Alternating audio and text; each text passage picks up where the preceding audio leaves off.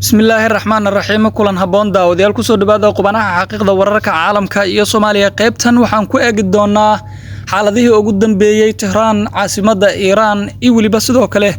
muuqaalkii ugu dambeeyay iskuulka Iran markaas ku yaala oo Mareykan iyo waliba Yahuudu arday ay ku laayeen waa sidee xaaladda Iran gaar ahaan magaalada Tehran waqtigan xaaladaha kala duwan ee halkaas laga warinaya iyo waliba wararkii ugu dambeeyay talaabooyinka Iran ay u qaadi rabto iyo waliba qorshayaasha la degay waa ay masaasirdoonka waqtigan Tehran laga diyaariyay si markaas qayb ugu noqdaan dagaalka ka dhanka ah bariga dhexe dhamaantood halkan ayaan ku qaadal dhigi doonaa ku soo dhawaada Shariif Show saaxiib yal nooc imaamada channelka subscribe noo saara like ta saaxiibo hore nool joogo saaxiib badan inay tusaysaa inoo la garay muuqaalka mahadsanidin soo dhawaada saaxiib yal xulufaysiga markan kolba kolka ka dambaysa cirka ayuu isku hayaa oo waliba waxa muuqata talaabooyinka ay qaadayaan iyo waliba saameynta dagaalka Iran maanta xilli aan la filanaynin inuu dagaal ka dhici karo Tehran ayaa mar quraas qabsadeen gantaalo oo Israa'iil ay ku weerartay laakiin saacado un kadib warbaahinada oo si weyn u qabsaday muuqaalkaasi iyo waliba sidoo kale gantaalada ay isweydaarsanayeen inkastoo Iran in ka badan 150 gantaal ay markan u qorsheeday in gabi ahaan bay ku weerari karto dunida xaaladda magaalada Tehran ayaan isdul istaagaynaaye Iran ayaa hadda u muuqata mid degan inkastoo wali qaraxyo laga maqlayo wararku waxay sheegayaan in markaasi lagu weeraray ilaa waliba 10 gantaal oo gudaha Iran ku soo dhacay Mareykanka iyo Yahuudu waxa ay sheegeen in ay bartilmaameedsanayeen saldhigyo ciidamada iyo waliba sidoo kale dhismayaasha gaarka iyadoo markaasi goobaha la weeraray waxaana ku jiray guriyo uu markaasi Tehran uu ka deganaa waa guriga markaasi Tehran uu ka deganaa hogaamiyaha ruuxiga ah Ayatollah Ali Khamenei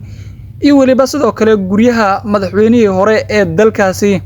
Maxamuud Axmed Najah si rasmi ah dawladdu uguma aysan hadlin qasaaraha ka dhashay weerarkaasi hase ahaatee warbaahinta gudaha ayaana sheegaysa in 53 ruux oo arday ugu badnaayeen ay ku geeriyoodeen kadib duqeyn ka dhacday goob ay markaasi wax ku baranayeen dhanka kale xukuumadda Tehran ayaa sheegtay in wadamada ay weerartay ay markan ay ku yaalaan saldhigyada dalalkeeda laga soo weeraray in ay yihiin kuwa markaasi aanan hore ugu filinayn laakiin talaabada ay qaadi doonto ay tahay mid saameynteeda iyana ay yeelan karto inkastoo xiisada bariga dhexe la warinayo talaabooyinka culus waqtigan ay isku qaadayaan in ay tahay mid saameyn aad u xooggan ay ku yeelatay walow aan talaabo kale waqtigan Iran aysan qaadin muuqaalka kan ay halkan idinkaga muuqdana waa muuqaalka markaasi iskuul Iran ku yaala oo Mareykanka iyo waliba Yahuudu ardayda ay ku laayeen taasi oo la tilmaamayo in ka badan tiro arday ay halkaasi ay ku dhinteen lama oga qorshaha kale markan cad iyo waliba toos meesha weerarka ugu dhici doono balse Iran dhinaceeda kama gaabinin oo waxa ay wadaa in talaabooyin ay u qaadi doonto si kastaba ahaatee yoolka ugu duwan ee waqtigan ay u qaadi rabto ayaa u muuqda in mid kale saameyn xoogan ku yeelan karo midda bariga dhexe waqtigan ay ka taagan tahay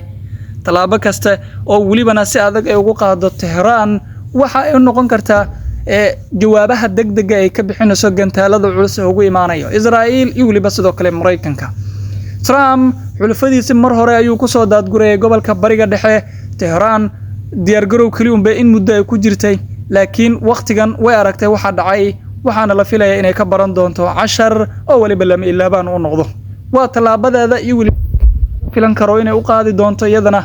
qorshaha kaga aadan iyo waliba saameynta ugu yeelan karto si kastaba ha ahaatee mar qura oo aan la filan karin ayuu weerarkan imaaday laakiin in ka badan 67 gantaal ayay markan Israa'iil ku sii jeedisay xilliga furaha laga qaadi doono lama oga wixii ka soo kordha dib ayaan idinkaga soo sheegi doonaa mahadsanidin